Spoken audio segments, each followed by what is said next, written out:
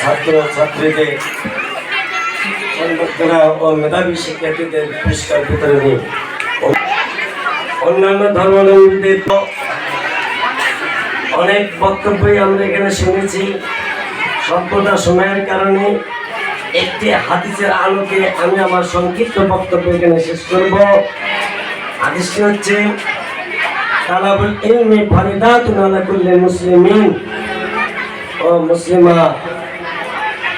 আল্লাহ তাআলা বলেছেন হাদিস শরীফে প্রত্যেক নর ও নারীর জন্য বিদ্যা অর্জন করা ফরজ। প্রত্যেক নর ও নারী, এখানে কোনো ভেদাভেদ নেই, প্রত্যেক নর নারীর বিদ্যা অর্জন করা ফরজ। তাহলে শিক্ষা হচ্ছে মানুষের জীবনে সামগ্রিক পরিবর্তন, এটি জ্ঞান অর্জনের প্রক্রিয়া, যার মাধ্যমে সারাটা জীবন আমাদের বিদ্যায় জ্ঞান অর্জনের আমাদের করেই যেতে হবে। কাজেই এই বিদ্যা অর্জন, জ্ঞান অর্জন, এটা মানুষকে চারিত্রিক বৈশিষ্ট্য, গুণাবলী, দেশপ্রেম এবং মূল্যবোধ তৈরি করতে শেখায়, যা আমরা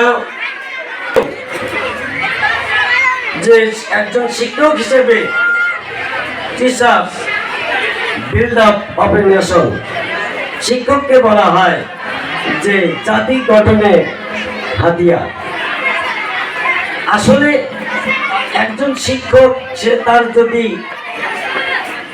মনোনিবেশ এবং আন্তরিকতার সহিত যদি পাঠদান করেন, আমি মনে করি যত দুর্বল ছাত্রই হোক অবশ্যই সে উন্নতি করবে।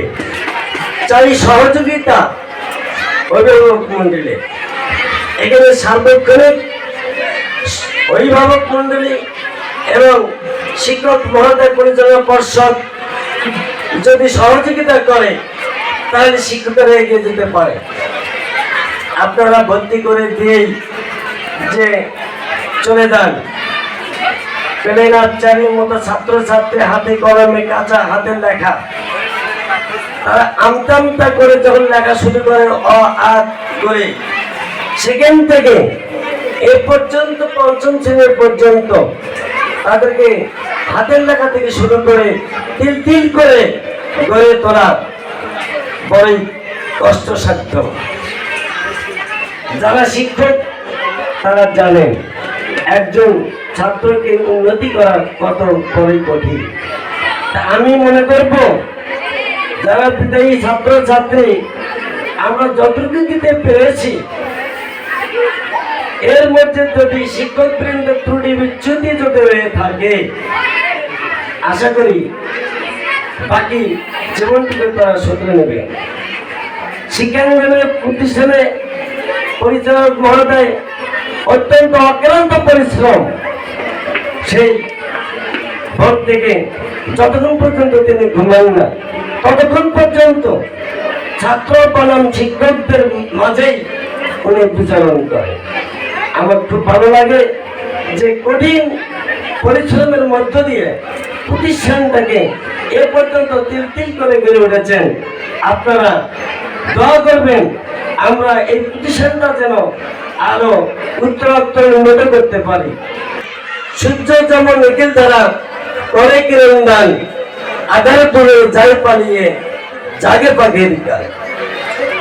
সূর্য যখন উদয় হবে তার ঠিক প্রত্যুষের সময় পাখি কিচির মিচির করে আওয়াজ করে জিকিরের মাধ্যমে, আমাদের ঘুম ভেঙে যায়, আমরা তখন উঠি সূর্য না জানি উঠায়। যখন সূর্যোদয় উঠে, সূর্য উদয় থেকে শুরু করে সূর্য যখন পরিসমাপ্তি সূর্য অস্তমিত হয়, সূর্যের আলোকিত তখন বন্ধ হয়ে যায়। তারপরে আসে চাঁদ, চাঁদটা রাতের বেলায় সে আলো দেওয়ার চেষ্টা করে। সেখানে কোনো ধর্ম বর্ণ নির্বিশেষ সর্ব জাতিকে, বৃদ্ধ তরুণতা সবাইকে মনে থাকে। বিদ্যুতের সুইচ যদি একটা টেপা যায়, এখান থেকে বিদ্যুৎ হাজারো বাতি জ্বালানো সম্ভব।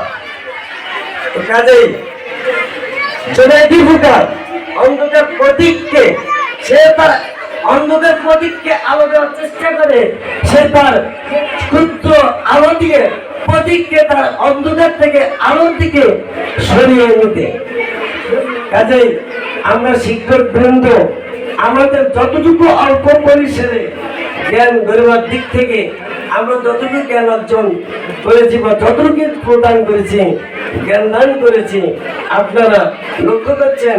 এবং আগামী দিনে যাতে এই প্রতীক যেন আমরা উত্তরোত্তর আরো ভালো করতে পারি এবং প্রতিষ্ঠানের মূল লক্ষ্য আমরা সাজাপুর বলেন গাইবান্ধা জেলার মধ্যে একটা শ্রেষ্ঠ এবং আদর্শ স্কুল হিসেবে আমরা গড়ে তুলতে চাই।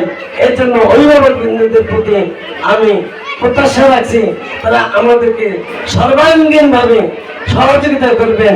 এই প্রত্যাশা থেকে আমি আমার সংক্ষিপ্ত বক্তব্য এখানে শেষ করছি। আসসালামু আলাইকুম ওয়া রাহমাতুল্লাহি ওয়া বারাকাতুহু।